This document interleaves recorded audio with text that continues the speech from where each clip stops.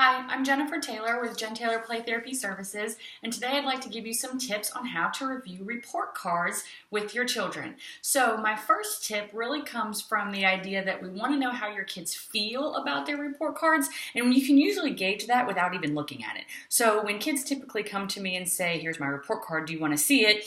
I will usually say, no, I'm good. Just tell me, how do you feel about your grades? And usually that comes back into one of probably four responses, which is it's good, which typically means I have A's and B's, or I think it's good, which means my grades are probably all passing, but I'm not sure how my parents are going to feel about my C's. It might be it's not so good, which generally means that there's at least D's or maybe G's and F's that they're concerned about getting in trouble for. And then finally, it's not good at all, which means it's mostly F's or D's or other failing grades. So just from before you even open it, just by gauging how a child feels about their report card tells you a lot of information about what to expect on the inside. So it's the first question I always ask is, tell me what you think about your report card before I even look at it. And then you can go to opening it up. And when you open up a report card or a progress report, this would maybe be an example of a progress report. We're not sure about this last grade. But your eye, generally as a parent, is immediately drawn to this F. And I want you to try to focus on whatever is the highest grade or the best thing about the report card that you see. So even your children are likely drawn to the most negative thing about themselves too, because they want to get it out of the way. So they'll say, yeah, it's not so good, I got an F in English. And you can say, yeah, I see that F in English. Let's come back to that. Let's start up here and tell me about your A's in science and math. And so at this point, the child may say, well, math is really easy for me. That's my favorite subject. Or, well, my science teacher's really cool and we do lots of experiments. And so then you can just kind of reflect back on that process of, oh, so when you're really interested in something, then it comes a lot easier. It doesn't take as much effort, or you don't mind putting in the effort because you're actually enjoying the material. And if you can get up and move around and kind of test out how things work, then it helps you to stay really interested. Oh, yeah, I wish every class was like that. Okay, good. So now we're at least getting feedback about what interests the child and what type of learner they are. Then you go next to, and so some of these other grades are okay, and they might be B's or C's depending on their report card, and you can kind of go, okay, social studies is going okay, like, yeah, I kind of thought it was going to be an A, or it's only 2 points away from an A, I'm going to try harder next time. All right, so you have a goal to set your B in social studies up to an A, and see if you can bring that one up for next time. You might talk about this elective class where they kind of let things fall a little bit because they were trying to pull up this grade and that didn't work out. And then maybe this band grade where they can say, well, I got a B because I haven't been practicing enough. And then you can talk about where you can fit in extra pockets of time to practice their instrument. And then once you've done all of the things that are going well or pretty acceptable, then you go back and talk about this grade that is not going so well. So after you've done all that, okay, so your report card really is not that bad. It's pretty good. You got a lot of things to be proud of. We have this problem here in English that you're not really happy about.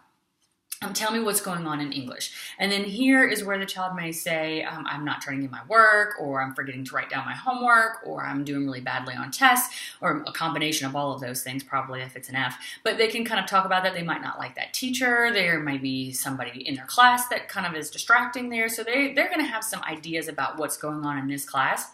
And then your job is to talk about what resources or what tools do you need in order to make this class go better. The goal here is not to say, let me go talk to your teacher about what we can do to bring up your F. We want the child to be focused on what they need and how they're going to get what they need to bring up their F. So they may say, well, I'd like to go to after school tutoring, or I need help studying for my test, or I need help getting organized, or I need something. And so you can help try to figure out where we can plug in those needs so that they have a plan for how to bring the F up to a reasonable grade, which is like a high D or a C. Realistically, I mean, you're not going to have a child bring an F to an A, but you can definitely set a goal that they bring an F up to a C. And then the next cycle, then they try to bring that C up to maybe a C plus or a B. So incremental goals all the way through, and coming up with a very specific plan about how they can talk to their teacher about their grade in the future.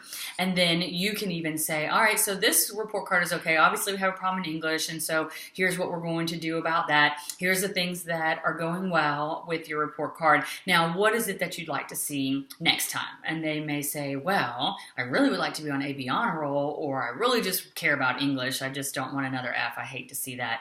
But they can set a goal for the next report card cycle that says, here's what we're going to do. And then I usually just write it off to the side of the current report card. So I think I should be able to get an A in social studies next time, keep my A's in science and math, my elective, that should stay a B probably because it just is. And I think I can bring my band up to a B, and then I'm going to try to get my English up to a C. Again, it may not be all A's and one C. That doesn't make a whole ton of sense, but it could be B's, B's, and C's and F's, and you're just trying to move those letter grades up and down a little bit, or at least maintain the progress that you've had here without having any other detriment here. So that is how you can review it. You want to, when you review report cards, focus more on the effort that is required for the grades. So it's much more important to me that you put in a lot of effort to get your grade than that you just got straight A's and it was super easy. So if you have a gifted child who consistently has straight A's or A, B honor roll, then you may talk to them about where they could be challenged, what kind of things they want to learn that they're not learning in school, how you can help support the idea that they get in even more rigorous coursework in some area of their school.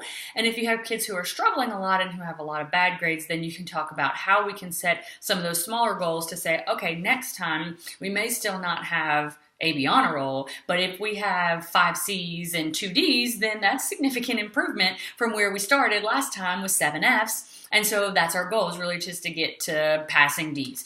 And then that way when they get their next report card, they can say, okay, well, it's not so good, but I met my goal. I was able to achieve what I set out to do as far as improving my grades incrementally over time.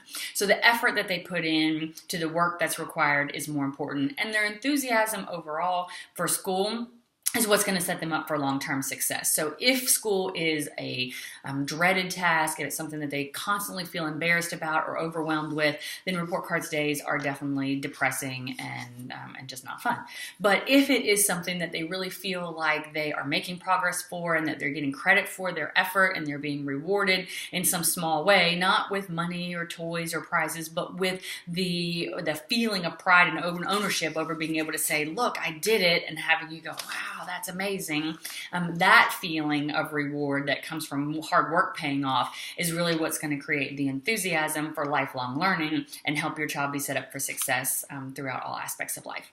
So send me your report cards and I'll be happy to send you back a video review of how I would go about talking to your child about that report card. And then let's see if we can make some improvements over the course of the remainder of the school year. Thank you.